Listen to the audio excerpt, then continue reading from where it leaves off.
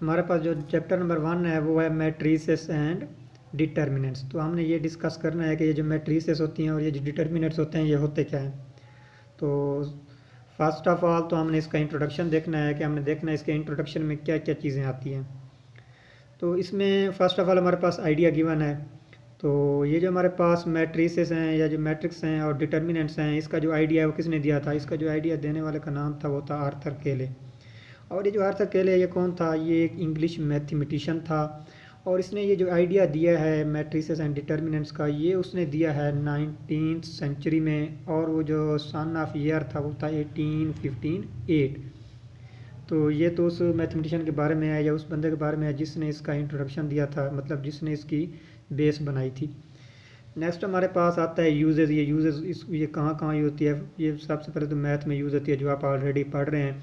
उसके बाद ये फिज़िक्स में भी यूज़ होती है। इसके बाद ये स्टैटिस्टिक में भी यूज़ होती है, ये मैथमेटिक्स की एक ब्रांच है। और इसके बाद ये इलेक्ट्रॉनिक्स में भी यूज़ होती है और अदर साइंसेस में भी यूज़ होती है।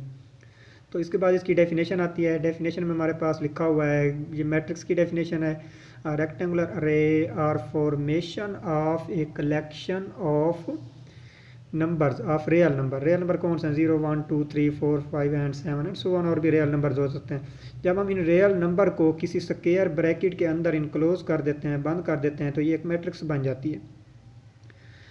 तो इसके बाद हमारे पास नेक्स्ट होता है कि ये जो मैट्रिक्स है इसमें रोज़ भी होती हैं, कॉलम्स भी होती हैं। तो हमने चेक करना है इसमें कौन सी इंट्रीज़ होती हैं जिन्हें हम रोज़ कहते हैं और कौन सी इंट्रीज़ होती हैं जिन्हें हम कॉलम्स कहते हैं।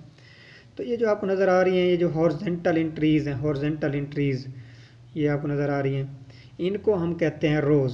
तो फर्स्ट हॉरिजॉन्टल इंट्रीज़ को जो हम कहेंगे R1 कहेंगे, रो 1 कहेंगे, सेकंड को R2 रो 2 कहेंगे, थर्ड को रो 3 मीन R3। इसके बाद हमारे पास कुछ वर्टिकल इंट्रीज़ भी होती हैं। इन वर्टिकल इंट्रीज़ को हम कहते हैं कॉलम कहते हैं। तो ये हमारे पास वर्टिकल इंट्रीज़ कॉलम 1 मतलब C1 का नाम दे देंगे, इसको हम कॉलम 2 मतलब C2 का नाम दे देंगे, इससे हम कॉलम 3 मतलब C3 का नाम दे देंगे। इसके बाद हमारे पास आती है आर्डर ऑफ मैट्रिक्स। हमने ये चेक करना है कि आर्डर ऑफ मैट्रिक्स क्या होता है। The number of rose and columns in a specific order. हमारे पास जो नंबर ऑफ रोज होते हैं और जो कॉलम्स होते हैं, अगर हम उनको स्पेसिफिक आर्डर में लिख देते हैं तो वो हमारे पास बन जाता है आर्डर ऑफ मैट्रिक्स। तो वो जो मैट्रिक्स होती है उसमें जो हमारे पास रोज़ होंगी उसको M से शो करेंगे और जो हमारे पास कॉलम्स होंगे उनको N से शो करेंगे।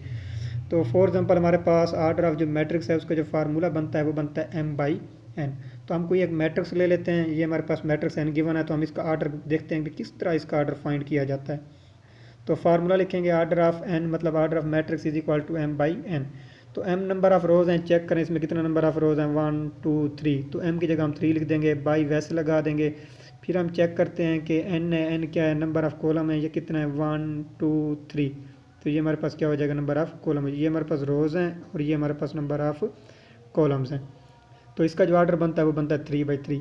तो लास्ट डेफिनेशन हमारे पास इक्वल मैट्रिक्स है। वो इक्वल मैट्रिक्स क्या होती है, इक्वल मैट्रिक्स में जो नंबर ऑफ रोज़ जो उसमें आर्डर जो दो मैट्रिक्स होंगी उनका आर्डर क्या होगा, सेम होगा। फॉर एग्जांपल एक मैट्रिक्स ए होगी और दूसरी मैट्रिक्स क्या होगी, बी होगी। इन दोनों का आर्डर क्या होगा, सेम होगा। तो फिर ये दोनों मैट्रिक्स क्या हो जाएंगे, आपस में इक्वल हो जाएंगे। मतलब कहने का ये है कि ये एक मैट्रिक्स है जिसका आर्डर 3/3 है, तो कोई एक और मैट्रिक्स होगी उसका आर्डर भी 3/3 होगा। तो उनकी जो एंट्रीज़ हैं वो क्या होंगी, आप उनका जो आर्डर वो क्या होगा, सेम होगा। तो ये हमारे पास बन जाएगा आर्डर ऑफ मैट्रिक्स।